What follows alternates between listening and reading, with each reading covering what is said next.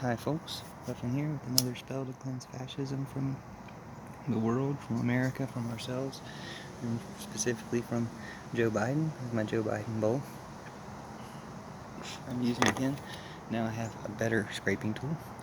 We've lit the candle of magic, the light of truth, and the wind of hope is blowing strong. Hopefully it won't blow out our flame, but I do have a better scraping tool than I did before. So we're really going to get some of this out. And the idea is, we did the best thing by getting the fascist Trump out of office.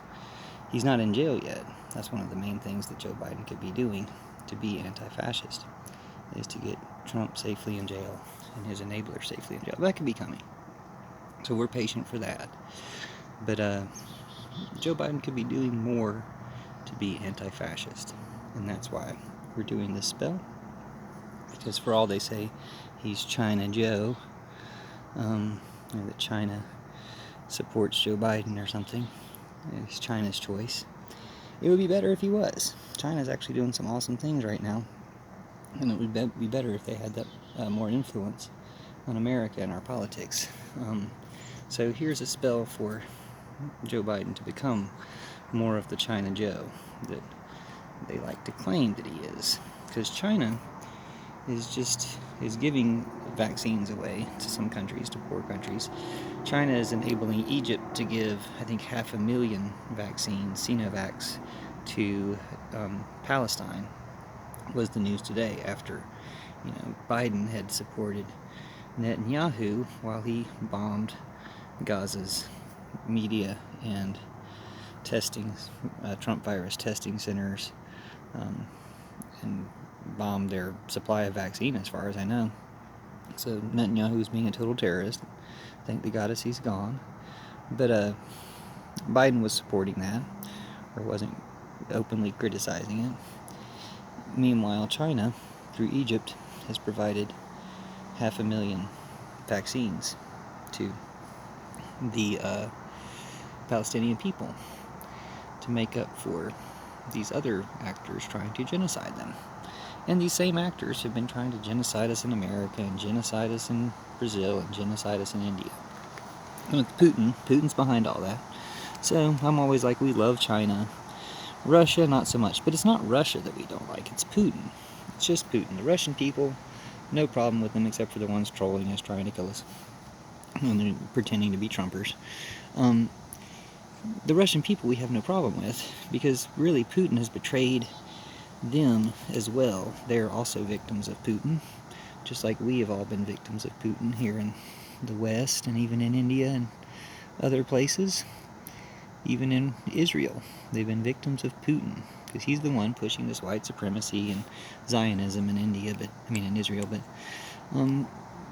it's Hindu nationalism, I believe, in India. It's these conservative religious types who are also nationalist or Nazi types, and it's the same agenda, this genocide of denying the virus and denying the vaccine, denying science, denying goodness, basically. And we need to put an end to it.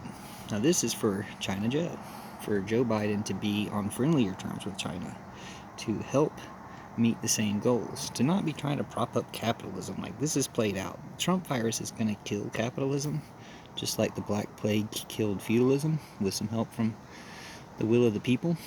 We don't need capitalism anymore. It's done.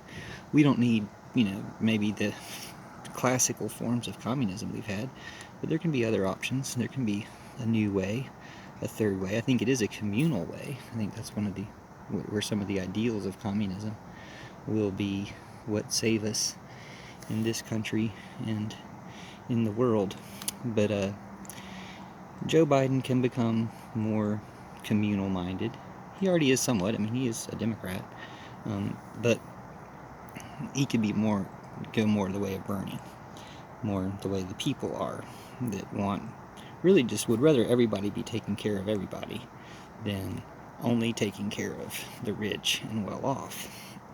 And to do that, we really do need to defund some police departments, completely change what some of their job descriptions or change who's doing that job, meaning some other people can completely do that job. Change the people, because so many of them have proven themselves willing to do the racist work and protect the terrorists amongst them.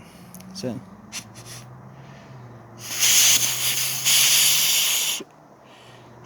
we do need to do those things that Bernie stands for, that Biden was, standing against, trying to be more to the center of. Biden needs to come to the left on those things, because that's where America really is, and that's where America needs to be. So Biden can catch up a lot in that regard. But more importantly than that, because I might not do this Biden spell again. This spell was really annoying. I probably will. Yeah, I probably will. We got a few more years of Biden. But I'm thinking in 2024, Biden should pass the buck, pass the baton, pass the torch to Bernie. Let Bernie be president in 2024. As much to show Trump this is how you actually graciously do it.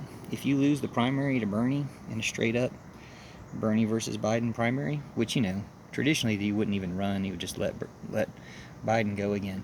But I really think we should. I think we should show that we have the support for Bernie, that we want him to win the primary and be our next president. So really put a lot of focus into the primary. And then I think after Bernie does one term, I think he should pass the reins to AOC.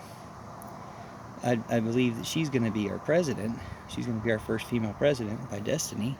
I mean, it could be somebody else, but I do feel like it's come down now to that AOC is going to be our first female president, and what a great president she will be. So you can even see that in my rap Regulators, the Marjorie Taylor Greene verse of my rap Regulators mentions that AOC is going to become president. But I like that framework of passing the baton from one Democratic president to the next, instead of even going for 2 terms, just to show that it's not all about you, that it's about the people. I know Bernie would be down for that. I hope Biden will be down for that. And I think AOC would be down for that. Because I don't know how old she has to be anyway, if she could even run in 2024. I think she could. But even if she can, in 2028, and Bernie deserves a turn. I mean, Bernie's the one who brought all this together for us. So yeah, really would like to see Bernie as president.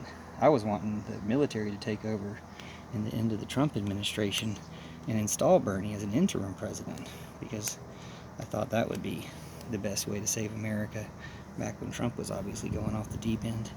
But anyway, Biden can be better. Biden's good, but he's no China Joe. He's still, centrist and trying to protect capitalism. And it's just time to give up the ghost. It's just time to say, look, this thing's done. We're going to start a new way that is green, that is communal, that is supportive of everybody.